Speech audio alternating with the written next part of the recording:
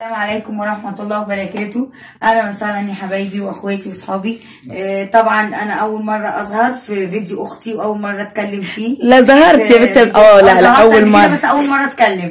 فأنا طبعا النهاردة أنا جيت عندها. طبعا أنا بقالي كام يوم بعمل لها أكلات غريبة. أيوة أنا قلت النهاردة أخلص الأكل يا لهوي يا ريتني كنت صورت. والله العظيم حقيقي. النهاردة قلت أعمل لكم أكلة النهاردة. قلت لها طريقة جميلة. قلت أخليها صور. هي اسمها مكرونة باستا، أكيد كتير ناس عارفينها. بص بقى، احنا اول حاجه طبعا هنعملها اللي هو طبعا التقديم انا خليت اختي تعملها. ازيكم يا حبايبي، عاملين ايه؟ يا رب دايما تكونوا بخير. اللهم صل وسلم وبارك على سيدنا محمد وعلى اله وصحبه وسلم. ان شاء الله فيديو جديد وروتين جديد ويوم سعيد عليكم يا احلى اخوات في الدنيا. قبل ما نبتدي الفيديو كده بقى ما تنسوش بتعليقاتكم الجميله، ولو انتوا لسه ما اشتركتوش انزلوا اشتركوا في القناه وفعلوا الجرس علشان كل ما انزل فيديو تتفرجوا عليه. فضلا منكم ولسه عاملين تحطوا لي لايك. هنا بقى ايه؟ جابت البانيه. تعملي ايه؟ عايزه تفكك. يعني دي طماطم. اعملي كيس واحد بس. احنا عايزين الطريقه الثانيه اللي انت كنت عاملاها من كام يوم دي. انا عايزه بس ده يتفكك. فككيه بالميه، فككيه.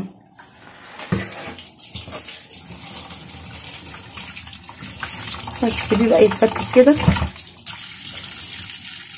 بقى طلعي الفلفل. بتعملي ايه؟ اول حاجه طبعا احنا بنقطعه، والمفروض بيتحط فلفل الوان بس هي مش متوفر عندها دلوقتي.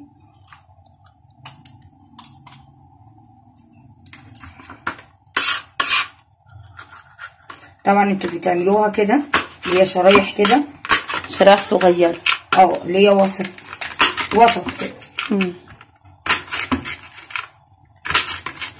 ده للبانيه. هتعمل بصل وفلفل وتعصجهم كده للبانيه. بعد كده هنعمل بقى طريقه بشاميل. والله طريقه جميله. هي عملتها قبل كده عندي بس انا ما صورتهاش. هي جايه بقى تعملها المره دي، قلت لها ايه خلاص نصورها بقى مش مشكله. قولي اي حاجه.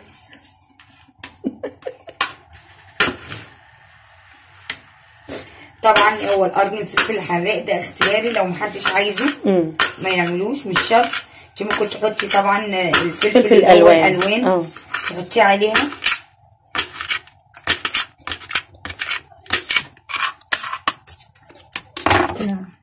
كلمه استنى قولي. البصل بتعملوه اللي هي الشرايح كده الوسط دي.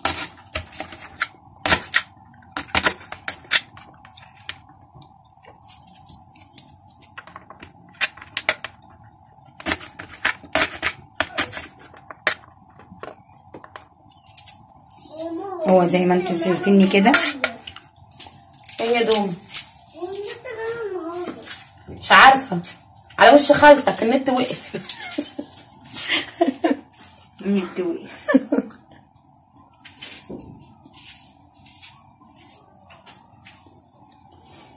طبعا انتوا هتستعملوا بصلتين بالظبط. هنستعمل كيسين موتزاريلا. هو انضف موتزاريلا انا بحب استعملها جدا. هي نوع الحمد يعتبر دي انضف نوع موتزاريلا انا يعتبر بجيبه. في انواع كتير بس انا من رايي انك انتوا تستعملوا الموتزاريلا الحمد. بتمط وبتديكي ايه طعم جميل كده، اللي هي بالزبده البقري بتديكي طعم حلو. طبعا انا هستعمل كيسين. انتوا بصوا الكيس اهو يا جماعه. انتوا في اختياري ممكن تستعملوا كيس واحد، نص كيس على الحمد. ده بصراحه انضف نوع من الجبنه الموتزاريلا.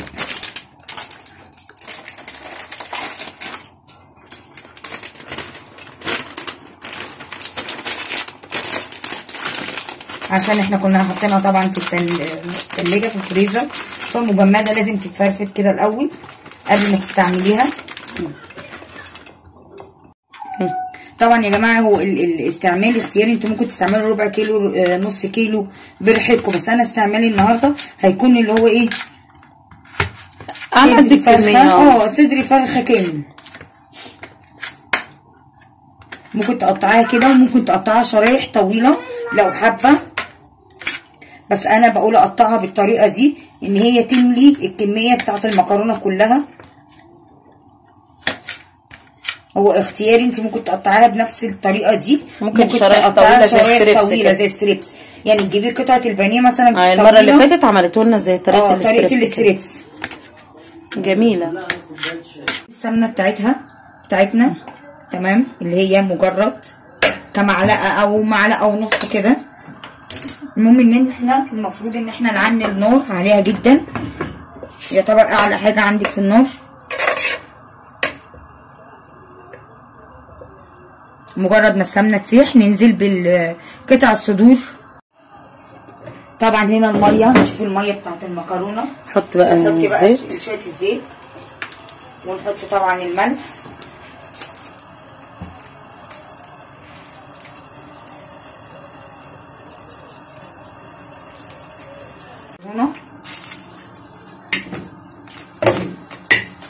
هنشوف هنا السمنه قليله السمنه دي على البانيه ولا ايه تاخد؟ لا هي كده خلاص السمنه ساحت. هنروح نازلين بالبانيه هتشوحيه بقى كمجرد تشويح، مش اللي هو هنسويها. تمام، احنا مش هنسوي، هو كمجرد اللي هو تشويح زي كده. مكرونه تمام. هو الكميه طبعا مش بتبقى محسوبه، هو عادي كيلو ونص، كيلو الا ربع، حسب العدد اللي هياكل.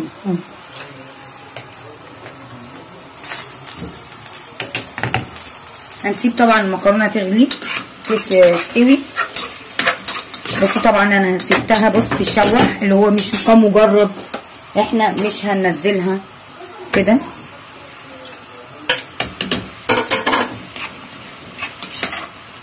طبعا احنا نزلنا فيها الشرايح البصل والفلفل اللي احنا عملناها.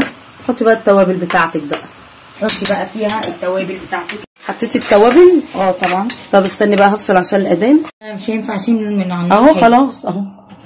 طبعا احنا هنبتدي كده خلطه معلقه كبيره من الزبده. هي شالت البانيه اهو. معلقه كبيره من الزبده. المفروض ان احنا نسيبها بس تسيح الاول. خدي المعلقه دي.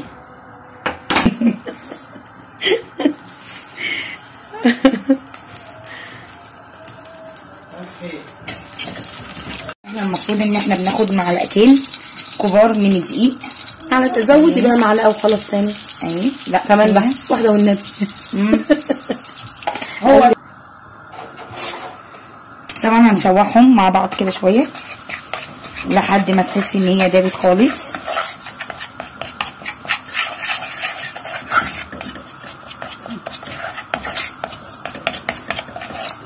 هتشوح لحد ما تصفر كده. ايوه. هو طبعا انتوا ممكن تحطوا زبده، ممكن تحطوا زيت، ممكن تحطوا سمنه، ده اختياري. بس انا متهيألي بالزبده احسن عشان بتدي ريحه وطعم. بصوا بقى هي عملت ايه. بصوا كده بدل اللبن حطت انتوا ممكن تجيبوا صلصه 2 طماطم او ربع كيلو صلصه على ميه. تمام.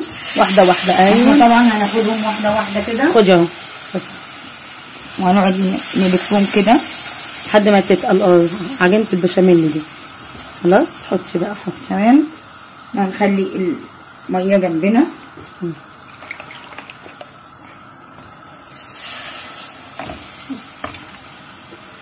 انا همشي معاها واحده كده عشان ما تفرفتش معايا. الله، تصدقي لونها جميل والله. الكاميرا مش موضحه بالطماطم. انتوا ممكن تحطوا الطماطم دي 2 طماطم بالظبط، تفرموهم على لبن لو حابين اللبن. يعني انتوا ممكن تحطوا. هو مش متوفر اللبن عندي النهارده. هو بس الموضوع معانا اللي مش متوفر، بس باللبن احسن، هو المفروض افضل. بس احنا عشان مش بقى التوابل: مرقه دجاج، بهارات فراخ، توم بودر وبصل بودر وفلفل اسمر. بس هي بس مجرد تتقل معانا. هي تقلت اهي، جميله حلوه. احط تاني ولا بلاش؟ حلوه كده، جميله كده كفايه. في الصينيه اهي، احنا مجهزين الصينيه تمام. وهنروح مفضيين عليها الخلطه اللي احنا عملناها بتاعه الصدور.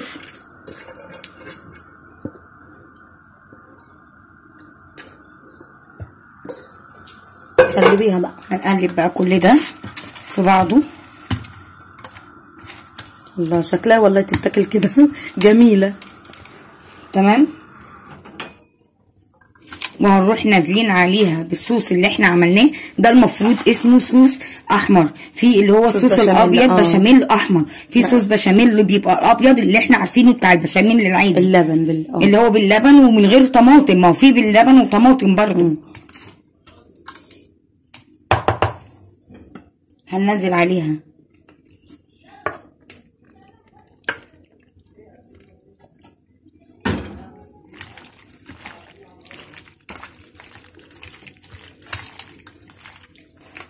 تحطها بقى على النار كده، وبعد كده تحطي الموتزاريلا على الوش، ولا تحطيها دلوقتي؟ لا على الموتزاريلا وعلى طول في الفرن. خلاص احنا كده يعتبر خلصت. هي بتتاكل اصلا لازم زي المكرونه مبكبكه كده. جميله.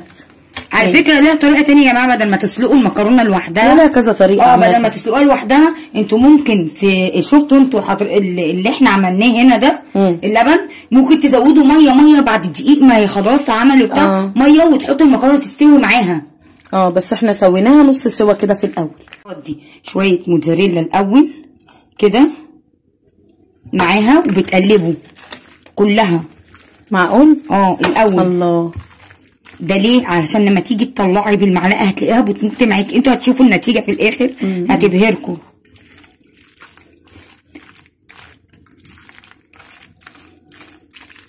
المفروض تقلبوها. لا انت ما عملتهاش كده المره اللي فاتت، ما عملتهاش كده. لا ما عملتهاش بالطريقه دي. كان في لبن بقى وكان بشاميل. عملت بشاميل. المره دي بصوا. ايوه احنا خلاص حطينا لو في جبنه رومي متوفره عندك انت ممكن تبشريها او مبشوره، ممكن تروح حطها معاكي بتدي طعم اكبر. دي بقى بنوزع على الوش. طبعا انا تكلفه الموتزاريلا ممكن كيسين اللي هو 200 جرام، يعني هنجيبوا كيسين 400 جرام بالظبط.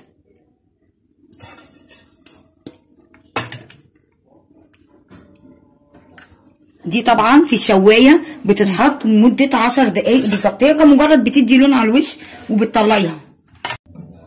بس الخلطه على فكره حلوه. بظبط بقى ايه فوق وتحت واسيبها بقى مع نفسها تستوي وتعمل الوش.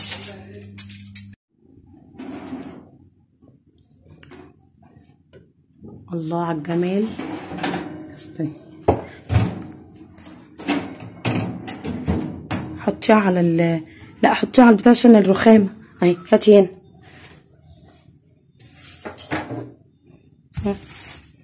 اهي. بصوا هي شغلت الشوايه بس ما شغلتهاش من تحت. ماشي. هي بقى ايه تفنيشه كده خيار. ده بقدونس صح؟ بقدونس وحبه زيتون. طبعا اختي بتحب تخلي الزيتون في البيت، فانا اللي مقطعها على ايدي. قطعته. بصوا جميله. ودي كده بالاكله خلصت. طبعا انا هوريكم بالله انا والشيف. طب استنى. بصوا الجمال تحفه. وري لهم بقى يلا. بصوا انا اوريكم ان هي لازم تكون من جوه بنفس. بصوا بقى الجمال. الله تحفه. هو المفروض الصوص هو كده قليل فيها، هو فيه كتير بيحطوا الصوص بيكون اكتر من جواه. بس بصوا بقى الجمال، بصوا بقى الحلاوه. بصوا طبعا الموتزاريلا من جوه كمان هتدي طعم معاها اكتر. عليكم ورحمه الله وبركاته. والمره الجايه اقدم لكم حاجه جديده على القناه بتاعتي. مش ان شاء الله. انا كده كده يا حبايبي يكون الفيديو خلص معاكم. ما تنسوش